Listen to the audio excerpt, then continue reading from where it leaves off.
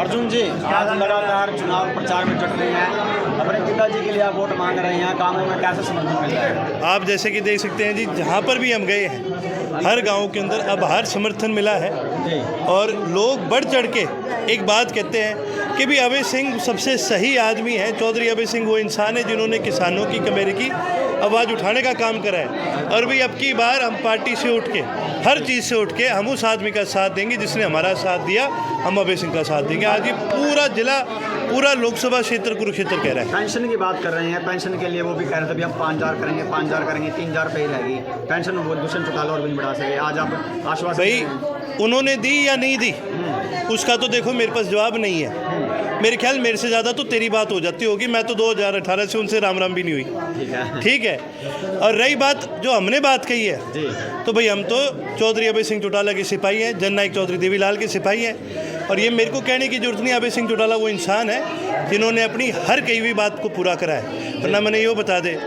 कितने आपने नेता अपने जीवन में सुने होंगे जो ये कह देते हैं भाई मेरी बात नहीं सुनी तो इस्तीफा दे दूंगा, मेरी बात नहीं मानी तो राजनीति छोड़ दूंगा। बहुतों का सुना होगा, कभी किसी को देते हुए देखा है? पूरे देश में एक मिलेगा, चौधरी अभय सिंह चौटाला। क्योंकि जुबान के पक्के, हम जो बात कहते हैं ठोक करके आपको कह सकते हैं, चाहे वकालतनामा लिखवा लो हमसे, जो बात कही है वो पूरी करेंगे। इस्तीफा देने का फायदा मिल रहा है, गाँवों में लोग अभय चौटाला का जोरदार स्वागत भी कर रहे हैं। देखिए जी, बिल्कुल मिलेगा इस बात का। भाई आज के दिन लोग इस बात को मानते हैं कि भाई जो हमारे साथ खड़ा है हम उसके साथ खड़े हैं। अर्जुन जी, सुशील गुप्ता कह रहे हैं कि जो पंजाब के लोग इनेलो के लिए प्रचार करने आ रहे हैं उनका डिब्बा वहाँ गोल हो चुका है, यहाँ इनका भी डिब्बा। सुखबीर बादल जो ये बात कह रहे हैं, मैं लाला जी को एक चीज़ बतानी चाहूँगा कि जो आप ये बात कह रहे हो ना, जो आपका डिब्बा ना गोल होता है इतना, तो जगह जगह आपको लावणी नहीं लगानी पड़ती। मैं तो आपके माध्यम से एक ही चीज़ पूछूंगा, आप सारी बातें छोड़ो, आप एक अपनी बात क्लियर करो। भाई आप इंडिया ब्लॉक के आदमी हो, आप इस देश से मोदी को हटाना चाहते हो, तो भाई आप पंजाब में आपस में क्यों लड़ रहे हो? भाई कांग्रेस और आप क्यों लड़ रही है आपस में? और दूसरी बात, एक मेरा सीधा सीधा सवाल है, भाई आम आदमी पार्टी वाले और कांग्रेस ये बात कहते हैं कि भाई लोकसभा तक ही हमारा गठबंधन है, उसके बाद टूट जाएगा, तो भाई हम फिर किस बात के वोट दें इनको? क्या लेना देना इनसे? और तीसरा सवाल आपके माध्यम से सुशील गुप्ता जी से मेरा है जी, आप हरियाणा की आज बात करते हो, हरियाणा के अंदर इतने आंदोलन हुए, हरियाणा की बेटियां जंतर मंतर पे बैठे रही, धरने पर बैठी रही, हरियाणा का किसान बॉर्डरों पर बैठा रहा, हरियाणा के अंदर फसल बीमा योजना को लेके इस्तीफे क्या कहते हैं, फसल बीमा योजना को लेके लोगों ने आपका आंदोलन चलाया। आपके हरियाणा में अपने यहाँ पर जहाँ मैं खड़ा हूँ, यहीं कैथल में, गुल्ला में, इस पूरे इलाके में बाढ़ आई थी। गुप्ता जी कहाँ थे?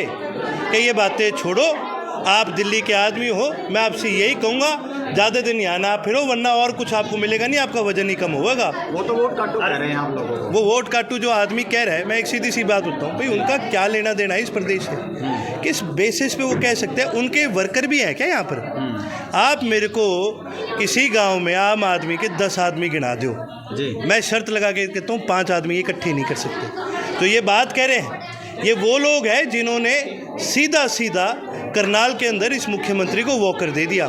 सारे करनाल की जनता ने कही थी वीरेंद्र मराठा को आप समर्थन दीजिए, सारी पार्टियों ने कहा था, हमने भी कहा था कि जी वीरेंद्र मराठा जी को दीजिए टिकट, हम सब मिलके मदद करेंगे। कौन अड़ा इसके अंदर? ये कांग्रेस वाले अड़े, यही आम आदमी वाले जिनके साथ है ये लोग अड़े। सबसे ज़्यादा नाश इस प्रदेश का अगर किसी ने करा है तो ये भूपेंद्र हुड्डा ने करा है और ये आम आदमी ने करा है। भाजपा से नवीन जिंदल चुनाव लड़ रहे हैं जी, क्या क्या सुनना चाहोगे? छोड़ो इनको। नवीन जिंदल भी चुनाव लड़ रहे हैं। नवीन जिंदल तो लड़ ही रहे हैं, और नवीन जिंदल कोई मेरे को तो समझ नहीं आ रहा, उनके साथ तो देखो बेचारे के साथ माड़ी हो रखी है। वो तो लड़ना भी नहीं चाहते थे, वो तो राजनीति में नहीं आना चाहते थे, छोड़ चुके थे। और उनको तो बीजेपी वालों ने क्या कह के खुद ही भगाया था, भाई कोयला चोर कह के। लेकिन कहीं ना कहीं मोदी जी इनको ले गए वाराणसी बीच में, और वही गंगा में मरवाई डुबकी 3-4 और धो दिए पाप, और बोल दिया बन गए भाजपा के कार्यकर्ता। लेकिन ये सारी तमाम चीज़ें हरियाणा की जनता देख रही है, आज लोगों को पता है इन चीज़ों के बारे में। चाहे नवीन जिंदल जी हों, चाहे सुशील गुप्ता जी हों, ये वो लोग हैं जिनका हरियाणा की जनता से, आम लोगों से कोई कॉन्टैक्ट ही नहीं है, और आम लोग इनको नहीं जिताने चाहते। जेजेपी की बात छेड़ी है मैं दोस्तों, कल दुष्यंत चौटाला कहने लग रहा था अभी लोगों ने लोग 10 सीटों की बात करेंगे, 10 सीटों को उतार नहीं पाए, समर्थन कर रही हैं चाहे सर। मैं आपके माध्यम से दुष्यंत को एक चीज़ कहना चाहूँगा जी, मेरे भाई अब कहीं जाया करें ना तो एक छाता लेके जाया कर, यो तने नहीं बेरा पड़ेगा, कौन बाटा फेंक दे तेरे पे। हम जहाँ पर हैं हमें उसकी नसीहत की ज़रूरत नहीं है, कम से कम जैसे तैसे हैं, हमें स्वागत तो हो रहा है हमारा, कोई कुर्ते तो नहीं पाड़ रहा, हम ठीक है जहाँ पर। अनूप दानक जी कह रहे हैं कि इनाला सिर्फ 6% वोट बैंक के लिए लड़ रही है। अनूप दानक तो किसकी बात कर रहे हो? अनूप दानक मैं आपने बता दूं, ये खुद छोड़ के भाजेगा बीजेपी, क्यों इनके चिट्ठे खिलवा रहे हो? ये सारे भाजन की फिराक में है, ये तो कोई 2-4% 1% कोई माल इनका अटका पड़ा होगा इसलिए बैठा है। Thank you.